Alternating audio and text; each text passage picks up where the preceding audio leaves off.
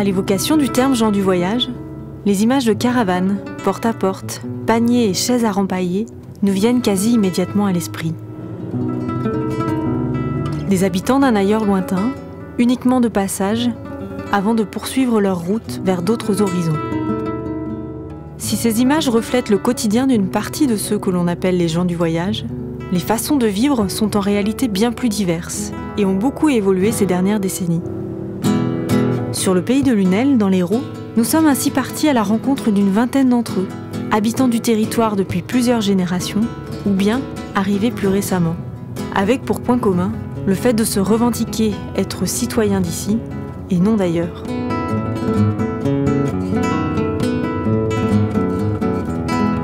De la vie d'avant à leur vie actuelle, ils nous proposent de prendre la route à leur côté afin de traverser les époques et nous permettre de comprendre les mutations vécues par leur communauté.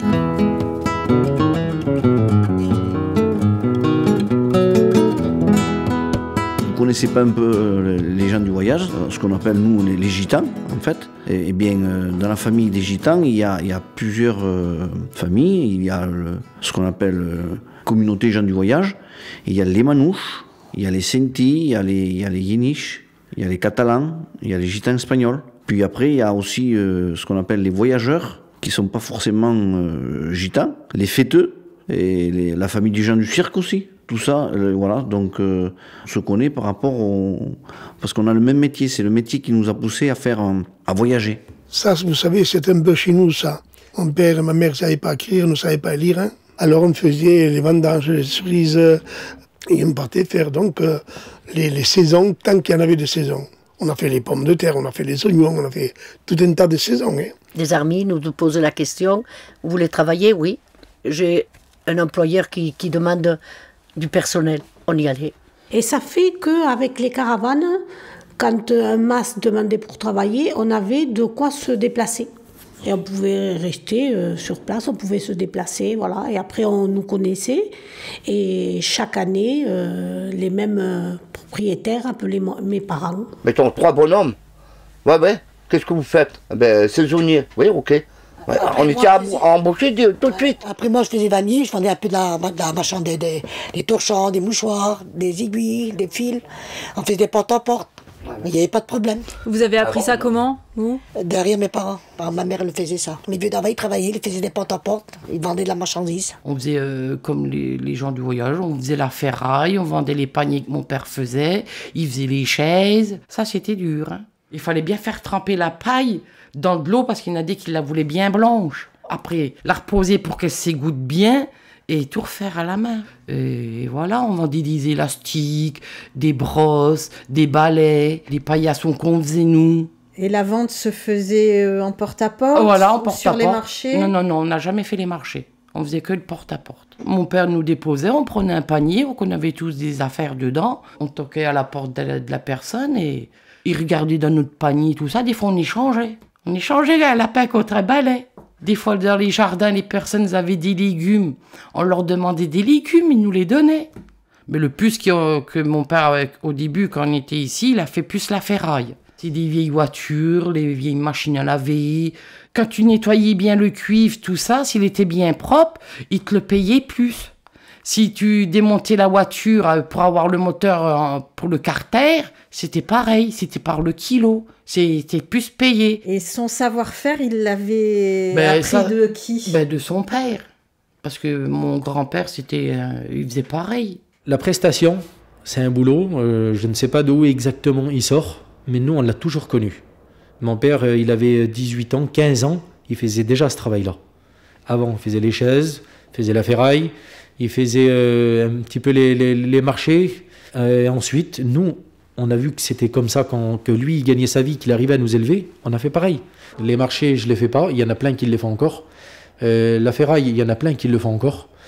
Ensuite, les chaises, il y a plein de gens qui le font encore. Sauf que nous, on s'est démenés à être artisans. Ça nous permet de gagner aussi notre vie parfois. Et surtout, quand on part sur le voyage. Parce que c'est pas facile de dire, tiens, je vais partir là-bas, il faut que je trouve un boulot, mais je vais mettre des mois ou des semaines. Ou alors, il faut que tu cherches ton boulot avant, que tu te déplaces là-bas. Nous, on arrive de but en blanc, sans connaître personne. En disant, bon, cette semaine, il faut qu'on arrive au moins à travailler, au moins bricoler quand même. Donc nous, du moment que ça nous convient, parce qu'il faut convenir d'un travail qui convient à ta vie. Sinon, c'est compliqué. On a un peu voyagé, parce que c'était intéressant de voyager pour le travail, c'était mieux. Je faisais les marchés et je vendais des vêtements. On allait chercher la marchandise à Marseille, par exemple, on prenait un lot, 500 pièces, on va dire, du jean. Voilà. Quand on fait les marchés ici, si on a une dizaine de clients qui nous achètent 10 pantalons, donc on est content, on a fait une bonne journée. Mais on va faire ça une fois, 2 fois, 3 fois, mais après, une fois qu'on nous a acheté un jean ou 2, on n'en vend plus. Donc ce qui est intéressant, c'est de pouvoir partir et faire d'autres marchés pour avoir d'autres clients qui vont continuer à acheter. À ce moment-là, on va pouvoir mieux liquider notre lot. Et s'ils partent, c'est parce que le travail le demande de partir.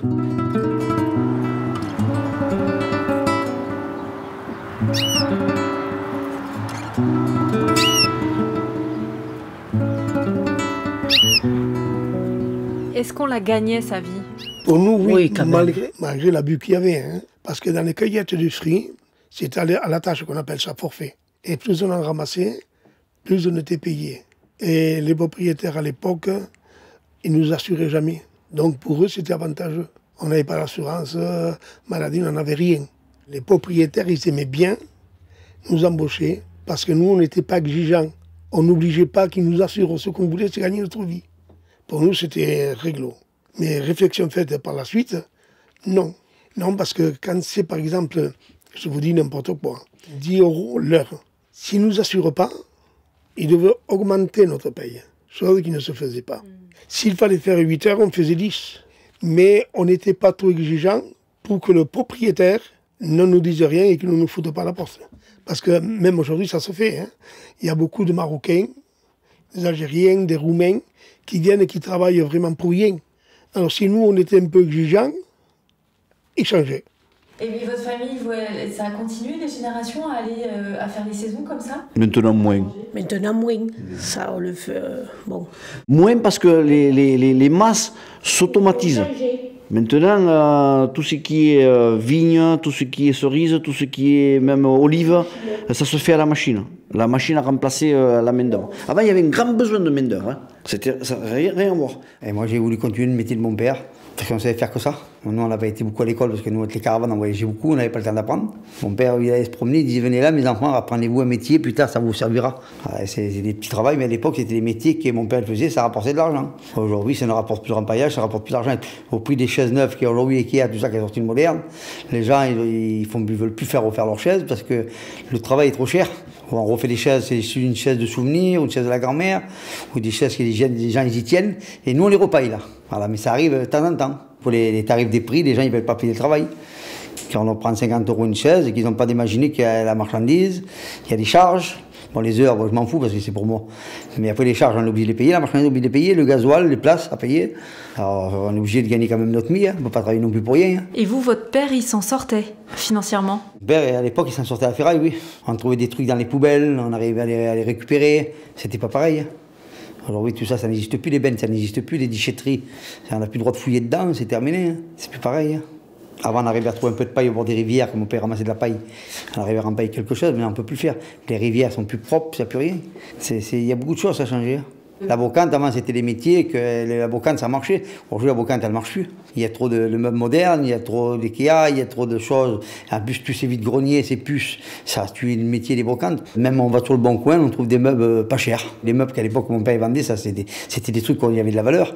Aujourd'hui, un fauteuil ancien, et mon père arrivait à bien le vendre, un fauteuil, on vend 5 €, 10 €. Car à l'époque, ça se vendait 200 €, 300 € un fauteuil comme ça. Pour ça même que je voudrais faire la brocante de mon père, je ne peux pas. Mais s'il faudrait que je l'achète à un client, qu'il faudrait que je la revende, il ne faudrait pas gagner ma vie. Moi, je sais que j'ai des fins des mois qui n'est pas facile. Hein. C'est dur. Hein. Les chaises, il faut en trouver beaucoup pour essayer d'arriver à gagner quelque chose. Mais qu'on fait quelque chose dans le mois, qu'on a tout payé, il n'y reste pas grand-chose. Hein.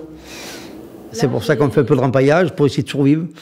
C'est des fois, bon, on a gagné 100 €, on a gagné 150, on paye nos charges, il nous reste un petit billet pour nous, ça fait toujours un plus pour acheter quelque chose à côté.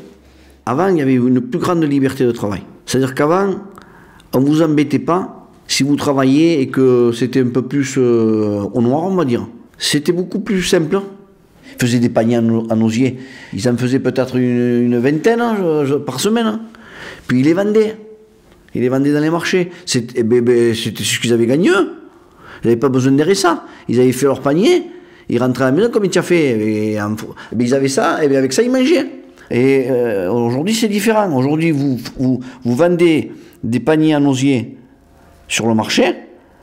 Vous avez de suite quelqu'un qui va venir, la police va venir, on va vous dire vous n'avez pas le droit, vous prenez un métrage qui n'est pas à vous. Quel métrage? Vous n'avez pas le droit d'être ici sur les escaliers. Comment les escaliers aussi, on n'a pas le droit d'être dans les escaliers? Non. Et ça fait que, voilà, c'est différent.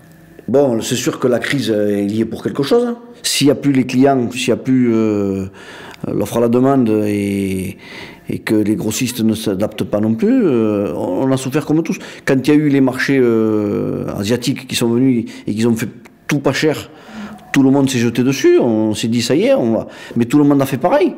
Et ensuite on s'est retrouvé avec tous la même marchandise et on s'est entretués entre nous parce qu'il y en a un qui vendait à 5 €, puis l'autre à côté, il a dit toi tu vends à 5, je vais la vendre à 4 et puis voilà, après c'est...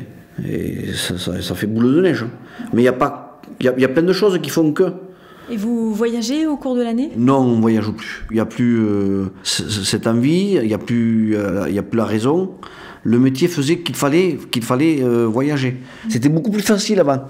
Avant, c'était l'Eldorado.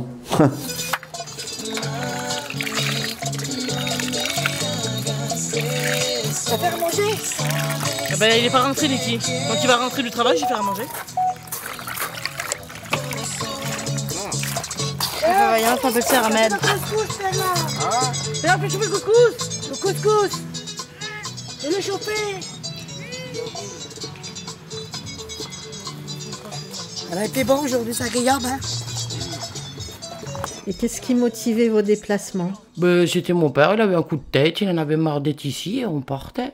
Puis des fois, les gendarmes, tout ça, ils nous convoquaient parce qu'on n'avait pas le droit de stationner sur des places, tout ça. Alors, tu avais le droit de rester une semaine. Au bout d'une semaine, eh ben, on pliait bagages et on partait. On disait, papa, ça y est, les gendarmes sont revenus, on va replier bagages. Il n'y a qu'une fois, je m'en rappelle, on était stationnés, on était partis à Nice. Il y avait un grand parking. Les gendarmes, tout ça, ils sont venus. Ils nous ont dit, pareil, il faut partir. Et il y avait un monsieur, c'était un préfet, qui nous avait vus, il fallait qu'on y fasse ses chaises. Mon père, il était plus intelligent. Il a dit, si tu veux que je te fasse tes 12 chaises, il a dit, il me faut au moins 1 mois. Il a dit, tu me donnes l'autorisation de rester 1 mois dessus le parking. Et c'était le meilleur souvenir. C'est la première année qu'on a bien vécu, là. 1 mois. Avant, tu pouvais voyager. Maintenant, non. Maintenant, tu peux plus. Je suis désolée, tu peux plus. T'as plus ta place. Il n'y avait pas de place avant. Tu trouvais un petit bout de terrain comme un parking, tout ça. Tu posais ta caravane, ils ne disaient rien. Simplement, il fallait laisser ton emplacement propre. Si tu laisses sale, eh ben, tout le monde fait pareil, il laisse tout sale. La commune, qu'est-ce qu'elle dit? On va pas les faire stationner là, après c'est toujours sale. Moi je dis, c'est la logique. T'as pris la place, c'était propre. Tu repars, tu dois la laisser propre.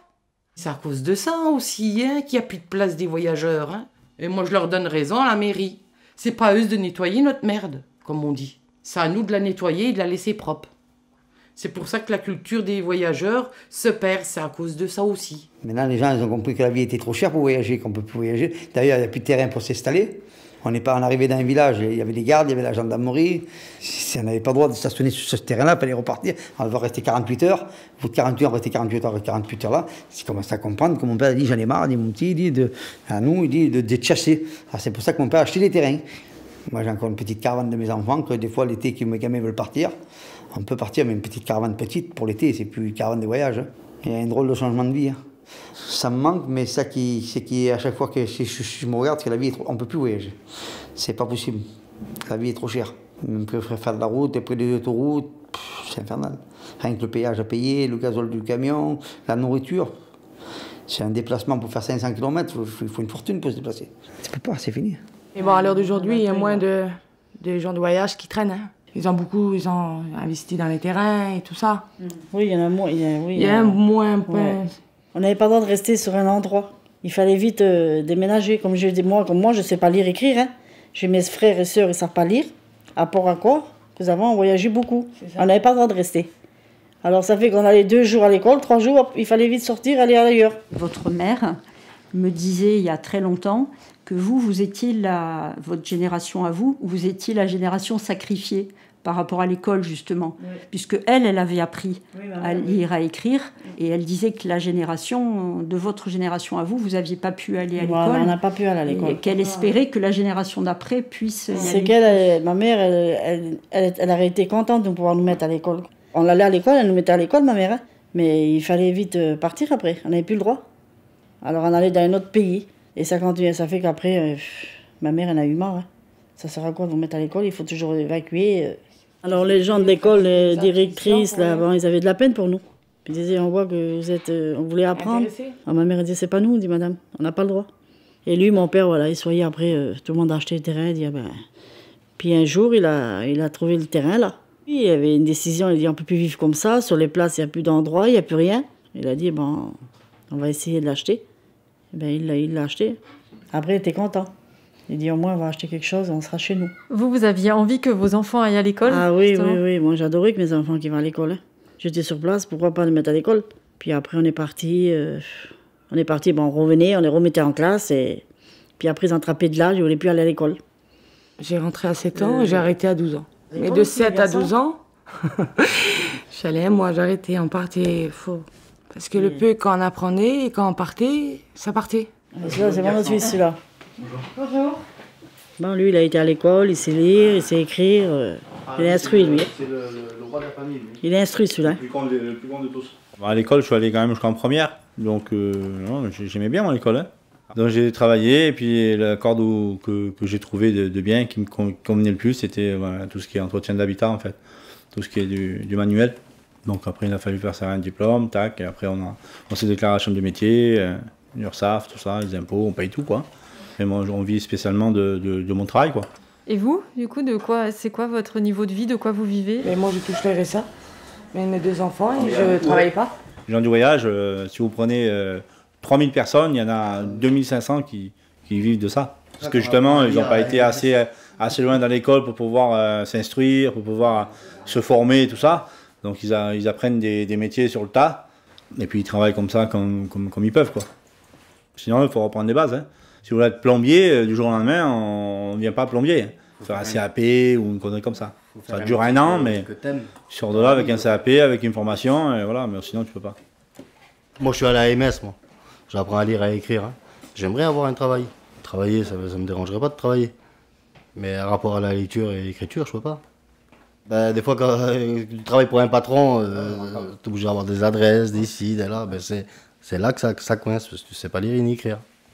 Imaginez où il vous donner une adresse, tu ne sais pas lire et écrire, et tu vas aller où chercher là-bas. Ben oui, tu viens à midi, le travail n'est pas fait, le patron il te fout à la porte.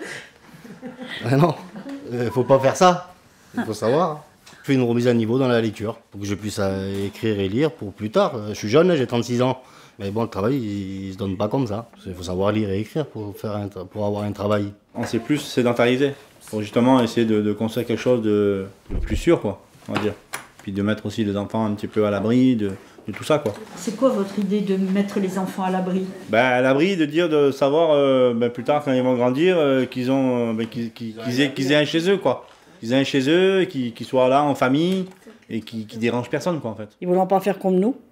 Ils ont des enfants, ils veulent les mettre en classe. Et maintenant, ils restent sur place. Ils partent un peu l'été maintenant, 2-3 mois. Quand l'hiver arrive, ils savent qu'il faut qu'ils ne bougent plus pendant 6 mois, quoi, pour les enfants à l'école. Il y en a beaucoup comme ça. Hein. Les enfants, ils n'ont pas fait l'erreur. Moi, je suis content d'eux, ils savent lire et écrire. Plus tard, le jour qu'elle veut un travail, ça sera plus facile pour elle que pour nous. Arrête.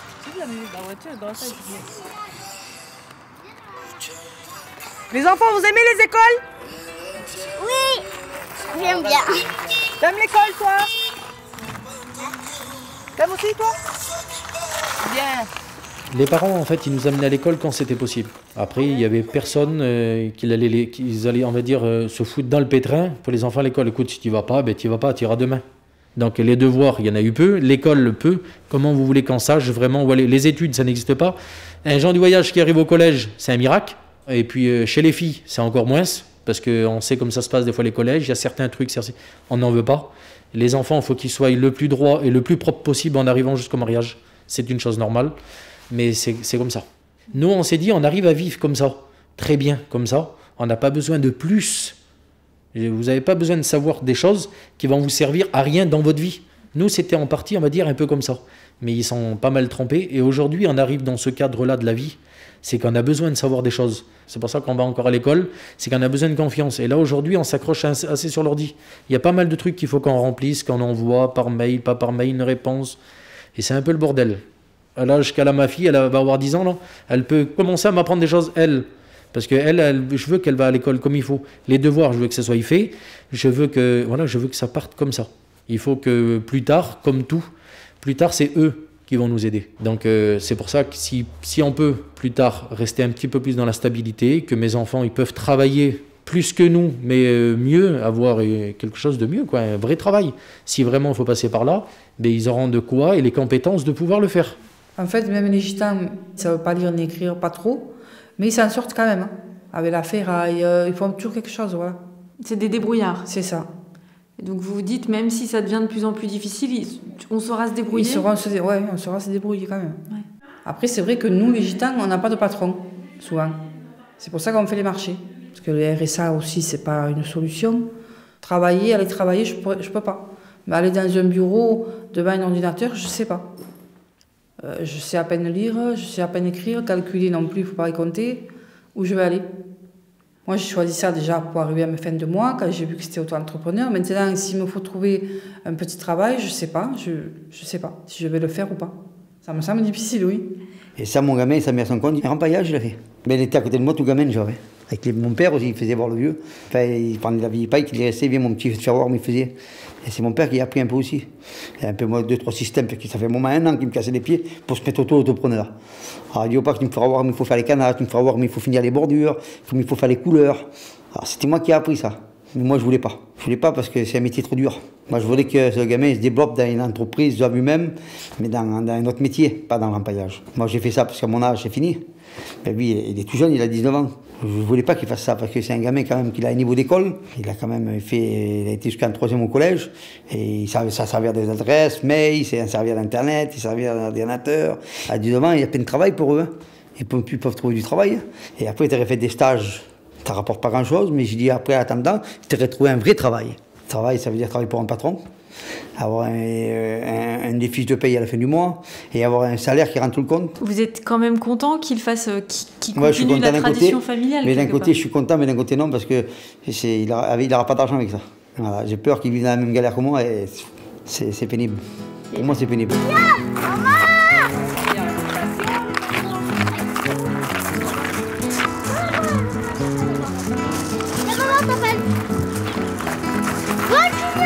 Moi, pour mes enfants, par exemple, je veux que mes enfants ils vont à l'école, qu'ils travaillent. Mon plus grand, il est au lycée, il a 14 ans. Ben, c'est le seul, mon fils a 14 ans, elle est au lycée que je connais de ma connaissance. Et c'est moi qui le pousse à faire le 3e prépa métier, vous voyez. Je veux qu'il ait un métier plus tard. Je veux pas qu'il tourne en rond, quoi. Et pour lui, c'est pareil. C'est l'école et un travail. Je suis bien contente d'ailleurs que mon fils, j'espère qu'il va pas laisser tomber, qu'il va tenir. Il veut travailler dans l'électricité plomberie. Du coup, j'espère qu'il va aller jusqu'au bout. Et c'est ce que je voudrais pour lui aussi. C'est mon désir en fait. Je veux pas que mes enfants vivent certaines expériences que nous on a eues. Je veux pas ça. Je veux que mes enfants se lèvent le matin et je veux pas qu'ils tournent en rond. À aller taper à la porte de Pierre, Paul et Jacques. Je veux qu'ils soient autonomes. Voilà, c'est mon but à moi de les rendre comme ça. Vous pensez à quoi comme expérience? De ne pas avoir de travail surtout, c'est ça. Vous parlez de votre mari là. Voilà, oui. Il a un permis CACES et puis il ne sert pas à grand chose parce qu'il a cherché et puis à la finale, il n'y a rien quoi. Tout le monde le sait qu'on est des gens du voyage, hein, je pense. On voyait dans les formations, pas de problème, 7-8 mois. Mais après, quand j'allais postuler, personne ne me prenait. Il faut de l'expérience. Mais j'ai dit, il faut bien commencer par quelque chose pour avoir de l'expérience. Et voilà. Non, mais je le vois, c'est parce qu'ils voient. Ils voient mon nom, ils voient un peu que j'écorche un peu les mots, des trucs comme ça. Et ils se disent, lui, c'est... Non. On vous rappelle, mais rappelle jamais. Puis il leur a imposé, admettons, leur dire, ouais, mais c'est des gens du voyage. Donc, il y a une loi qui dit que vous êtes obligé de leur laisser une chance. Comme il y a une loi qui dit qu'on est obligé de prendre 1% des handicapés, c'est ça? Eh ben, pourquoi pas faire ça? Puis c'est un peu un handicap hein, qu'on a. C'est un peu un handicap. Avant, c'était l'Eldorado, disait un de nos témoins. Face aux difficultés traversées, et dans le but de garantir un avenir meilleur aux générations futures, nos témoins ont pour beaucoup fait le choix de renoncer à une vie d'itinérance. En se sédentarisant, chacun essaie de réinventer une façon d'habiter un territoire compatible avec ses envies et sa culture. Mais la route reste tout de même parsemée d'embûches. Il y a très peu de gitans comme nous, hein, les gitans espagnols. Il y a très peu qui voyagent maintenant. La plupart, ils se sont sédentarisés. Il y en a quelques-uns comme moi qui essaient d'avoir un terrain avec leur caravane parce que c'est notre vie, c'est notre mode de vie à nous, c'est pas autre chose. Mais sinon, oui, beaucoup de changements, on se sédentarise. C'est la loi française, c'est la politique française qui change. Ce n'est plus à nos faveurs, non. Non, non, non, non. Alors le problème, c'est que pour nous, les gens du voyage, vous partez avec votre caravane dans le voyage, vous pouvez stationner nulle part. Vous allez dans des terrains désignés pour les gens du voyage, c'est plein. Vous achetez quelque chose, vous l'aménagez. Parce que mon terrain, il y a l'eau, il y a l'électricité, il y a la fosse septique, il y a tout ce qu'il faut. Pour ainsi dire, il est viabilisé le terrain. Et, malgré ça, ils ne veulent pas qu'on habite dedans. Alors ils disent que c'est un terrain inondable. Quelqu'un qui l'aurait informé que j'ai un mobil-home, c'est faux. Et j'avais une baraque faite là. C'était un chalet dans lequel j'habitais. On m'a fait passer un tribunal, on me l'a fait démolir. Il a fallu que je déplace ma caravane après que je rentre de nouveau. Pour moi, c'est un peu exagéré de la part des autorités. Parce que, quel mal on fait ici? Quelque chose qu'on a acheté.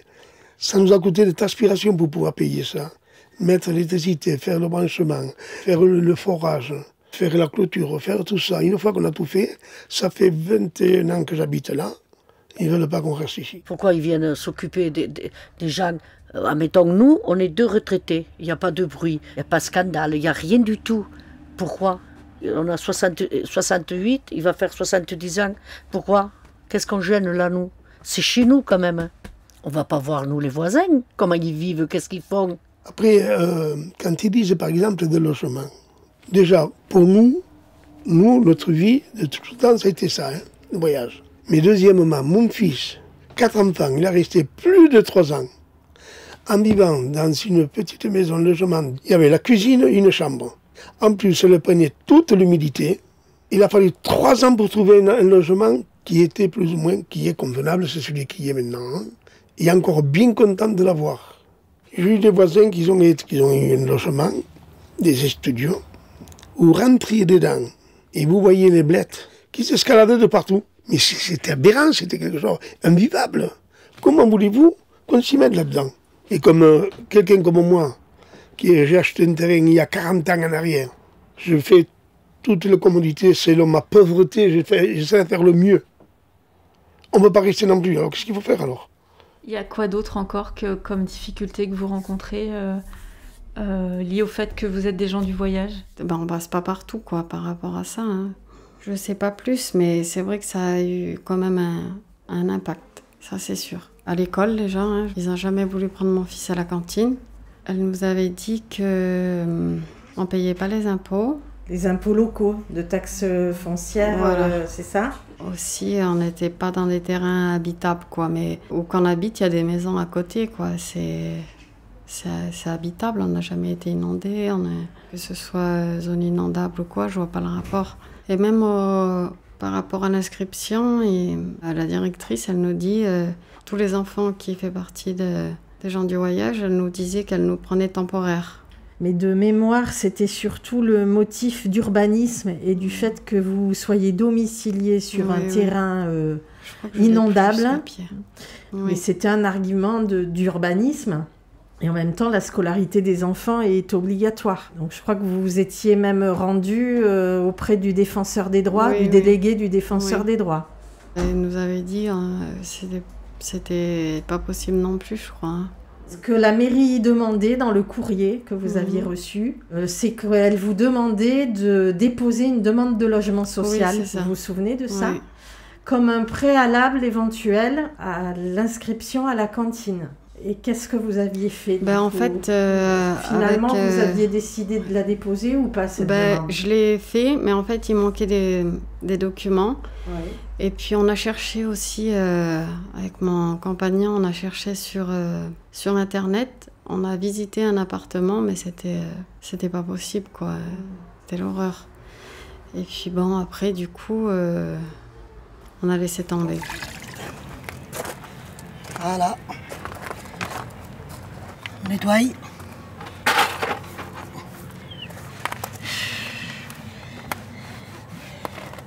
C'est fatigant de nettoyer. C'est facile une maison qu'une caravane. Une caravane, c'est pas dur, mais il faut l'entretenir. En plus, c'est fatigant. Une maison, on fait cuire dedans. Les chambres restent propres, et tout ça propre. Et là, c'est tout devant, c'est pas évident.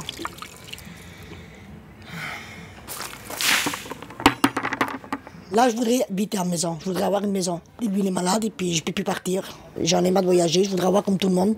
On voit un petit chez soi et on ne peut rien obtenir. On va à secours ici, là. On demande des fiches de paye, on demande des impôts, on demande tout ça. Nous, on n'a pas d'impôts, on n'a pas de maison. On n'a pas de travail, on ne déclare rien. Lui, s'il est écrire, moi, je ne sais pas lire. Je ne sais pas lire, je ne sais pas écrire. Alors, ils me disent, c'est à vous de faire la demande, c'est à vous de rechercher. Mais comment? Comment chercher? Comment demander? J'ai un appartement. Que vous avez réussi à louer facilement? Non, vraiment pas, non. C'est difficile, on l'a eu au bout... Enfin, j'avais accouché déjà que j'avais pas assez de place là où j'étais dans un studio. Puis j'ai eu 1 mois après cette maison, j'ai eu de la chance de tomber sur ce propriétaire qui a accepté, puisque maintenant, c'est difficile quoi, avec le RSA, tout ça. Même là, en ce moment, je cherche une maison parce que c'est devenu trop petit et ça a fait au moins 2 ans et je trouve pas, quoi. Bon, je pensais pas que c'était à ce point, quoi, si difficile, quoi, pour trouver des appartements ou du travail, même comme ça. Enfin, c'est de la discrimination de ne pas donner d'appartement ou de travail par rapport à un nom ou une origine. Je sais que c'est un rapport avec ça, donc logiquement, je sais qu'on est mis à part, puisque d'autres auraient plus de facilité à trouver d'appartements que nous, même en ayant le RSA, je pense. Parce que certaines personnes vont penser qu'on est des personnes pas honnêtes ou voleurs, mais voilà, on n'est pas tous pareils, quoi. Moi, j'habite mon appartement depuis 2 ans et j'ai jamais raté mon loyer. Enfin, même que j'ai pas beaucoup de revenus, la première chose que je pense à payer, c'est mon loyer. Moi, de ma part, j'ai déjà été en maison. J'étouffe, je peux pas. Pourtant, la maison, j'aurais bien voulu la garder parce que c'est pas par moi-même que j'en ai voulu sortir, quoi. C'est que la propriétaire, simplement, elle voulait vendre. On a eu des problèmes parce que quand on appelle pour les maisons, CDI. C'est des gitans, on les veut pas. Voilà, ce qu'on nous fait aussi souvent, très souvent même. Ouais. On vous le dit en face? Non, on ne nous le dit pas en face, mais on le voit vite. Comment vous le voyez? On le remarque. De toute façon, déjà, dès que les gens arrivent, combien de fois j'ai été visiter et combien de fois j'ai été visiter des maisons. Simplement, ils nous voyaient arriver, je serais en retard. Mais on les a vus, en fait. Et tout simplement, ils veulent pas nous voir à nous. Je sais pas pourquoi. C'est parce qu'il y a des a priori qui sont négatifs. Donc actuellement, vous vivez où? En caravane, dans un terrain. Et vous avez eu les moyens d'acheter une caravane? Oui, entre familles, on s'entraide. Ma caravane, tout simplement, c'est la sœur à ma belle-mère. Elle est en maison et du coup, elle s'en sert juste l'été. Vu qu'elle savait dans quelle situation on était, ça fait qu'elle nous l'a vendue. C'est comme un crédit, mais en famille, on va dire. Voilà.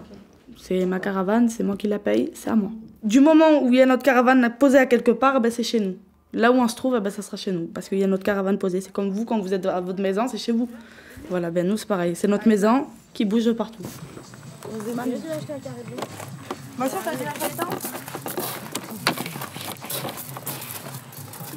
Et voilà, là, c'est toujours pareil. On fait toujours le ménage. Il faut, hein. On a toujours aimé le ménage. C'est plus fort que nous. Le problème, c'est qu'on veut couper totalement notre mode de vie, à nous les gens du voyage. Donc peu à peu, ils mettent tout en œuvre pour que ça arrive. Bon, certes, ils mettent les aires d'accueil, mais c'est autorisé 3 mois. Mais après, il faut que ça fasse partie de certaines personnes qui le veulent. Moi, j'ai jamais resté du début de ma vie jusqu'à la fin sur les aires d'accueil. Donc je veux bien y aller un peu, passer 1 mois, un dépannage, tout ça. Mais moi, mon habitude, c'est de rester sur des petits terrains et puis partir l'été. Mais on demande simplement ça. Un bout d'achat d'un terrain agricole à 5-10 000 €, une caravane, un abri et un arrangement pour que ce soit propre. Le problème, c'est que ça, ils ne le veulent pas. Certaines communes, ils passent au journal quand ils savent qu'il y a pas mal de caravanes qui arrivent. Vous risquez d'avoir de la prestation de service devant les portes ou du porte-à-porte directement. C'est des gens du voyage, c'est ici, c'est là-bas. Le travail, il est coupé à 90% sur un truc comme ça. Ils font esprit, quoi. Donc si on cherche bien, c'est qu'ils veulent nous éliminer de tout ça. Ils veulent vraiment stopper cette chose-là. Mais on ne peut pas stopper tout ça. Nous, il faut qu'on voyage. On veut quasiment être sédentaire semi-temps à l'année. Et pouvoir se déplacer, se réunir un peu l'été, de continuer notre culture qu'on aime depuis... Je suis né depuis tout petit d'Encarban, je vais y rester, j'ai 30 ans aujourd'hui. Donc je veux continuer comme ça, mais en étant un peu dans la civilisation, mettre les enfants à l'école, et puis continuer dans ce petit chemin-là, quoi. Moitié sédentaire, et puis voyager un petit peu. On demande 3 mois, au moins 3 mois de voyage. C'est dans les missions évangéliques qu'on parle la plupart du temps, on sait que ça se passe bien, c'est organisé. Il y a 2 responsables. Ils cherchent un endroit où on peut installer de 50 à 150 caravanes. Donc selon le périmètre et tout ça, donc ils vont chercher, ils vont se dire ici c'est pas trop mal, ici c'est pas trop mal.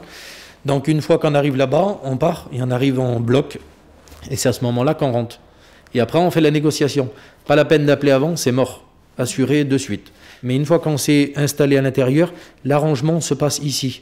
Donc c'est à ce moment-là qu'on signe un document de dire bon vous restez 1 semaine ou 15 jours, ça sera propre, les poubelles seront payées, vous les amenez. Une partie de l'électricité, il n'y a pas de compteur spécial, donc il y a ça. Sur 15 jours, on estime à peu près une caravane à temps, donc au final, il y a temps pour la mairie. Donc c'est signé, merci, ça s'est bien passé. Mais après, il y en a qui font ce rassemblement-là, mais ce n'est pas pour l'évangile du tout. Eux, ça peut se passer un peu autrement, malgré qu'ils sont comme nous. Mais il y a, comme toute chose, des bons, des mauvais. C'est juste qu'il faut comprendre cette chose-là. C'est pas tes gens du voyage, je te juge directement. Mais ça, c'est comme de partout. Dans toute population, il y a des gens bons et il y a des gens mauvais. C'est tout ce qu'il faut essayer d'entendre. Est-ce qu'il y a des choses qui pourraient faire que votre situation est mieux prise en compte, puisse éventuellement s'améliorer ? Notre culture de vie. Plus faire confiance aux bons qu'aux mauvais. Donc ne pas mettre les gens dans le même panier. Et puis vous voulez trouver une solution pour les gens du voyage qui soient plus sédentaires. Mais essayez de les vouloir dans votre commune déjà. Comment vous voulez être sédentaire si vous ne voulez pas les gens dans la commune ? Nous, on veut mettre une caravane et un petit bout de chalet si c'est possible. T'arranges un petit peu. Une caravane, c'est vite fait, bien fait. Il te faut 5 minutes, les béquilles sont montées, tu l'as attelé, tu l'as sorti. Du moment que tu l'as accroché, tu as sorti toute ta vie là. Donc si c'est inondable, tu trouves une solution. Si c'est pas inondable, essayez d'accorder. Par exemple, vous leur donnez un délai, 2 ans. S'il y a une bonne conduite, une bonne tenue, pas de problème voisinage. Donc tu les installes là, si ça se passe bien. Vous dites, par exemple, je sais pas, mettant la mairie, écoutez, je veux bien vous signer un accord de 5 ans, 3 ans, 1 mois. Si ça se passe bien, on peut continuer. Mais nous, on est obligé de demander des choses comme ça, que si quelqu'un il vient là, il achète une maison, il veut construire, il n'a pas besoin d'un certificat ou un papier en disant si je me conduis bien, on n'est pas en prison. Vous imaginez à quel cas, parfois, on doit le vivre. N'importe quoi qu'on a pu demander, un conteneur, il fallait attendre des semaines, des mois pour avoir un conteneur. Alors imaginez-vous le chemin. Ah oui, vous avez vu le chemin comme il est? Vous êtes passé quand même. Ben, toutes les 4 matins, on casse les véhicules. C'est vrai. Et on demande que ça, mettre un peu de gravier, mettre droit, au moins qu'on puisse rouler tranquille. Parce que nous, ça nous coûte, les garages, des 200, des 300, des 500, des fois des 1000 € de réparations. Mais on les a pas des fois. Des fois, on les a pas. On reste à pied. Et nous, on l'a fait 4-5 fois le chemin. Et nous, ça, on l'a payé 4-5 fois, nous. Les 4-5 fois, ça revient. J'ai le mieux qu'ils vous non, et puis c'est basta. On demande que ça, nous. Il y a 40 ans qu'on demande, madame. Je crois qu'elle a acheté en 85, il y a 36 ans. Et les grands-parents, ils étaient beaucoup avant, ici. Il y a plus de 50 ans qu'ils étaient les vieux. On a toujours grandi de Lunel. Et je pense que tout le monde de Lunel nous connaisse. C'est notre pays, on a grandi là. Ils font rien pour nous. Bah celui-là, Mongol. Le tien là-bas. La roue, elle est coupée. Le Mongol.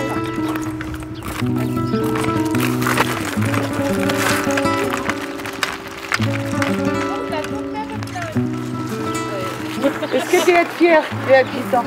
Ouais. Tu es fier d'être gitan? Ouais. Tu vas grandir dans cette... Ouais. Toute ta vie? Toute ma vie. C'est bien, mon garçon.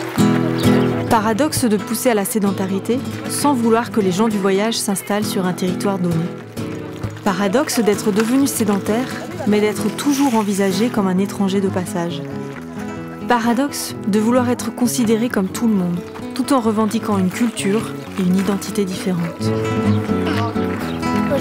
Avec la disparition des métiers traditionnels et de la vie itinérante, que reste-t-il de la culture des gens du voyage? Quel choix effectuer poursuivre la route d'une culture héritée, ou bien décider de prendre un autre chemin.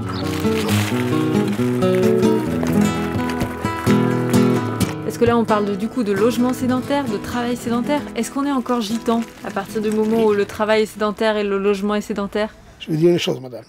Vous prenez une poule campagnarde et vous l'enfermez dans une petite grange. Même qu'il n'ait pas tout l'espace qu'il lui faut, mais elle restera toujours une poule. Le gitan, même qu'il y a une évolution autre que ce que nous étions, on est ce qu'on est, on ne peut pas changer. Un léopard, il ne peut pas changer ses tâches.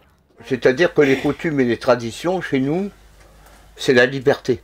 C'est-à-dire que cette liberté nous a rendus un petit peu, sauvages, quoi. La façon que nous voulons, c'est d'avoir cette liberté, pas être attaché. Mais alors, qu'est-ce qui fait qu'on reste gitan alors? Parce que du coup, on n'est plus voyageur, on ne vit plus de métiers itinérants comme ça et tout. Qu'est-ce qui reste en fait de la culture? Mais de la culture, il reste un petit peu nos accoutumes. Les accoutumes, par exemple, sur le mariage. Les accoutumes, par exemple, comme élever les enfants. C'est un petit peu, comment dirais-je, c'est un petit peu particulier, quoi, disons. Chez nous, c'est pas une nounou qui va garder les enfants. Ça, c'est pas possible, non. Ça, c'est en aucun cas. Et ces personnes qui nous met en tête, c'est de nous-mêmes. Moi, je sais que ma fille, j'arrive pas à la laisser. Que ça soit même à sa grand-mère, hein. Pourtant, c'est sa grand-mère. J'ai du mal. Pour les écoles, nous, la plupart du temps, on voit des enfants qui traversent la route tout seuls, qui vont à l'école tout seuls. Non, chez nous, ça, c'est pas possible. En fait, on fait plus attention à eux, quoi. Qu'est-ce que ça symbolise, un enfant? Chez nous, c'est les rois. Les enfants, c'est les rois. C'est eux qui décident tout. Si ma fille veut n'importe quoi, si je peux pas, c'est sûr, je pourrai pas le faire. Mais si elle veut quelque chose, elle l'aura. Le plus qui est important chez nous, c'est les enfants. C'est la famille, c'est les enfants, c'est le plus qui est important. Même c'est une fierté pour une fille vraiment de grandir en tant que gitane, parce qu'elles ont des valeurs quand même. Elle doit se marier vierge et le premier garçon qu'elle aura, ce sera... quand elle se mariera, quoi, ce sera son premier mari et le dernier, quoi. C'est pour ça qu'on se marie tôt, pour être avec celui qu'on aime. Après, nous, je veux dire, on vit comme les Français aussi, hein, à part la coutume qu'on a. Et quand il y a un malade, on est tous unis. Quelqu'un va à l'hôpital passer une visite, on doit l'accompagner. On se sent obligé. S'il y a une opération, c'est pire. On y est jusqu'à temps que l'opération soit faite, que le docteur dise c'est bien passé, vous pouvez partir, aller vous reposer. S'il faut rester, on reste la nuit. On reste à l'hôpital. Pour mon beau-père, on était resté 2 mois en train de veiller à Montpellier, à la Péronie, parce qu'il était dans le coma. On est toujours unis pour tout. On a une partie de la famille tout le temps en contact et auprès de nous.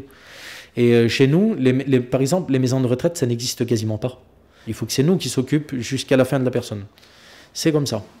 Après, s'il y a quelqu'un de décès dans la famille qui se porte à 50 ou 300 ou 600 km, la plupart des personnes, il faut qu'ils se trouvent au pied, quoi. Il faut qu'ils y aillent. C'est pas de dire, ouais, bon, il est décédé, j'ai envoyé un bouquet de fleurs. Non, c'est tu te déplaces. C'est notre culture, notre façon de vivre, et on trouve que c'est mieux comme ça pour nous. C'est pour ça qu'on ne peut pas avoir un travail fixe, on ne pourrait pas s'en sortir. Un planning chargé du début jusqu'à la fin, et des fois on se dit, non, comment ils font les gens pour avoir des rendez-vous quand on téléphone des 2 à 3 mois en avance, tous les quarts d'heure, tous les 20 minutes, tous les demi-heures. Ils ont un client différent au bureau, dentiste, docteur, tout ce que vous voulez là. En fait, ils vivent dans leur bureau. Il n'y a rien d'autre. Est-ce qu'ils ont réussi à voir quelque chose autour? Il n'y a rien. Ils connaissent rien, c'est pas possible. Si du coup on va vers la sédentarité dans le travail, la sédentarité dans le logement, est-ce qu'on est encore gens du voyage? Je ne pense pas. On va en être parti, on va être là-dedans. Il nous restera de la couleur, on va dire, de ça. Mais on va se transformer, c'est pas bien. Non, je suis pas d'accord. On peut se sédentariser, mais travailler toute l'année dans un travail qui convient à notre vie, oui. Mais pas à travailler dans un bureau et qu'on ne se voit jamais ou que l'autre il part à l'étranger, ça n'existera pas, je pense. Moi j'ai de la famille, hein, ils sont sédentarisés, ils vivent en maison, H24. Mais tu vas chez eux, il y a une caravane. Ils ont une maison, mais ils ont une caravane dedans. Et dans la maison, des fois ils en ont marre, ils dorment dans la caravane dedans. Ils sortent de la maison, ils se mettent dedans. Et après ils disent, bon mais j'en ai marre, hein. Je m'en vais demain. Tu vas où? Ben, je m'en vais voir mes cousins là-bas. Ils prennent la caravane et ils s'en vont. Mais si tu as un travail avec tous les paperasses, tu fais comment? Tu peux pas. Donc il faut que le travail soit adapté à notre vie, qu'on peut partir.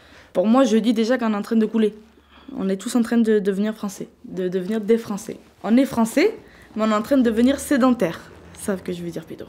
On est en train tous de sédentariser. Du coup, on disparaît, tout doucement on disparaît. En fait, tout ce que je n'ai pas eu, j'aimerais l'avoir. Un logement, Être sage-femme. Ouais.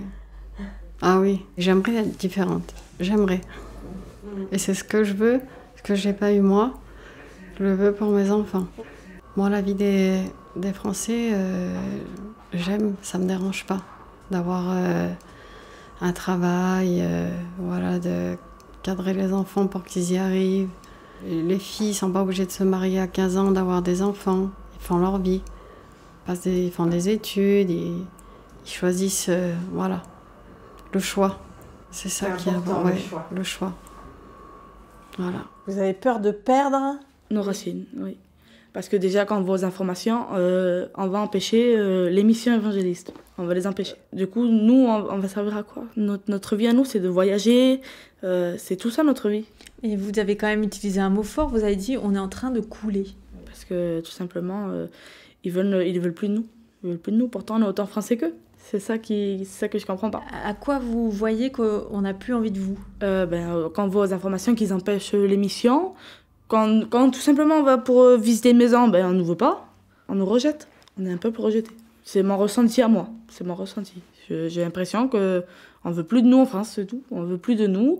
On essaye de nous séparer des gens. On va disparaître. Un jour, on va nous dire allez, tous les gitans décarpillés, on va aller où? Mon père nous a toujours dit qu'on était des gens du voyage, on était des gens du voyage. Même que t'habitant en maison, on restera toujours des gens des voyages. Moi, je suis une voyageuse. On est des voyageurs, ça restera toujours gravé dans notre cœur. Hein, parce que nous, on a vécu ça. C'est moi qui le dis qu'on est voyageurs. Maintenant, on n'est plus des voyageurs. On ne bouge plus de place.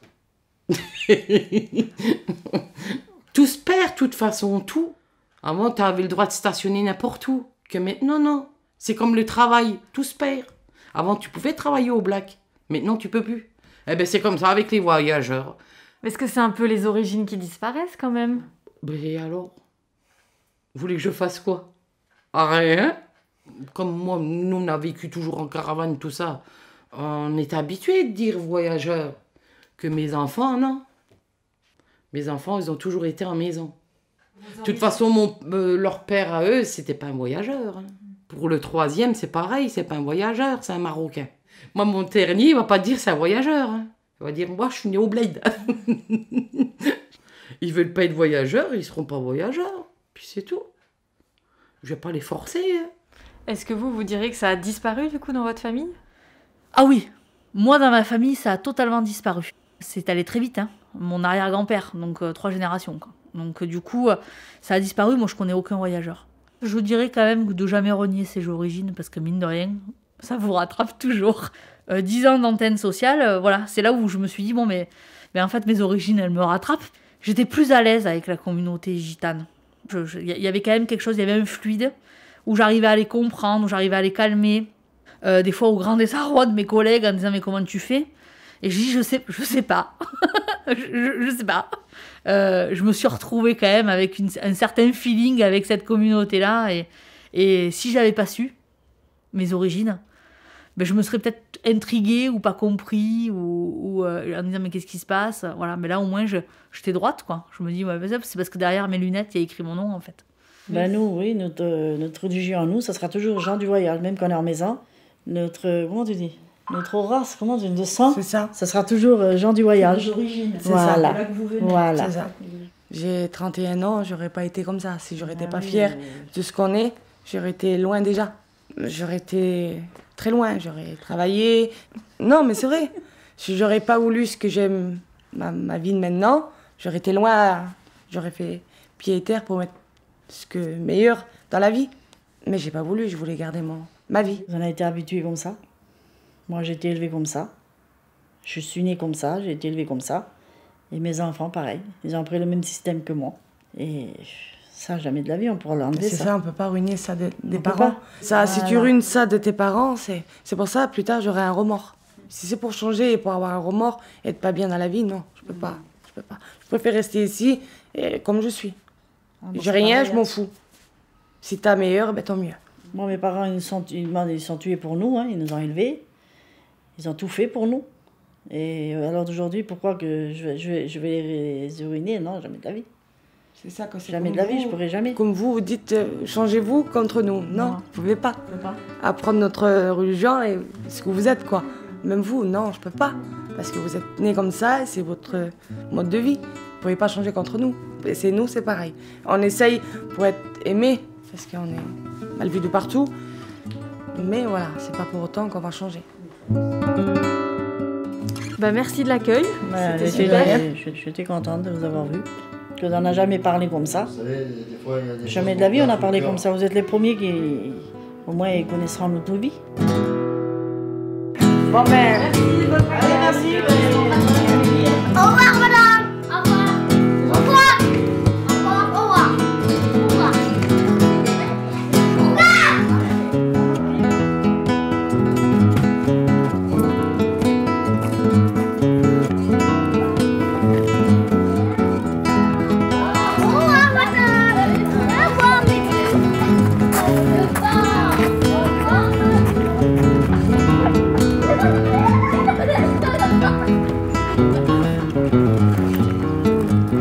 Vous voulez pas la revoir? Voilà. Attends, la prochaine. Vas-y.